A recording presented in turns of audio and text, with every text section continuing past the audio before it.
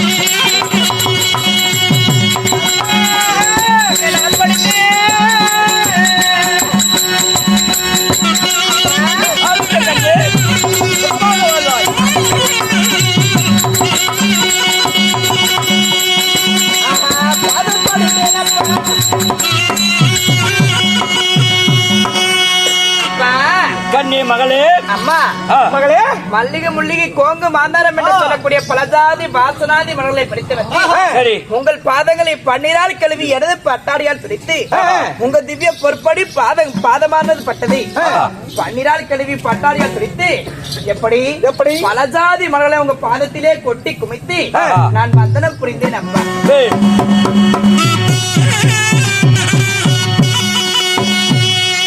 மகளே, தாயும் தந்தையுடைய பதத்தை வடிந்தபடியா சரி சரி என்றென்றும் என்றென்றும் சுக சேமத்துடன் வாழ்வாய். அப்பா வாழ்ந்திருப்பேன் என்று சொன்னால் இவ்வையகத்தில் கோடான கோடிகளும் வாழ்ந்திருப்பேன். உண்மைதான். அப்படி இருந்தாலும் தங்களிடம் ஒரு வாய் வார்த்தை கேட்கட்டும். கண்ணே, தாயும் தந்தை ஒரு வார்த்தை என்ன, 1000 வார்த்தைனால் கேள், நாங்கள் பதில் சொல்கிறோம். அப்படி சரி என்ன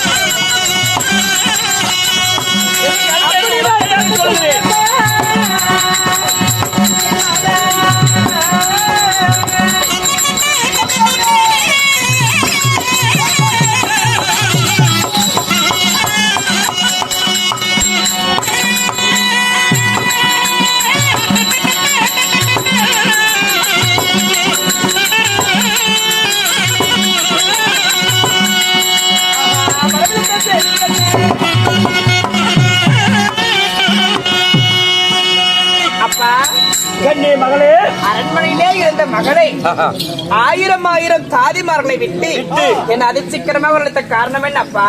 கன்னிய தேவி, கன்னிய தேவி, உன்ன மகளே தாயும் தந்தையும் எதுக்காக ஒழித்தோம்? எதற்காக?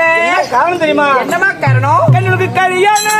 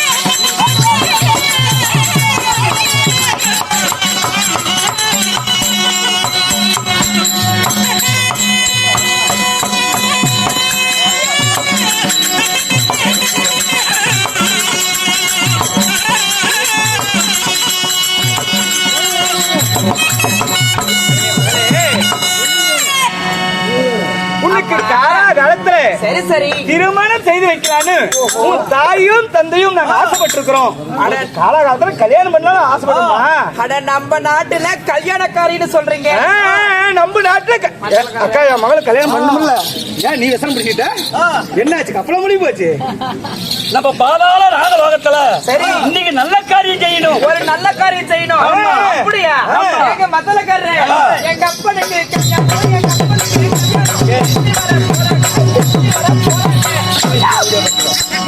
தேவடியா பத்தத ஐயோ அம்மா என்னம்மா இப்படி மந்த மேல நானும் குத்துக்கல்லாட்டு இருக்கிறேன்.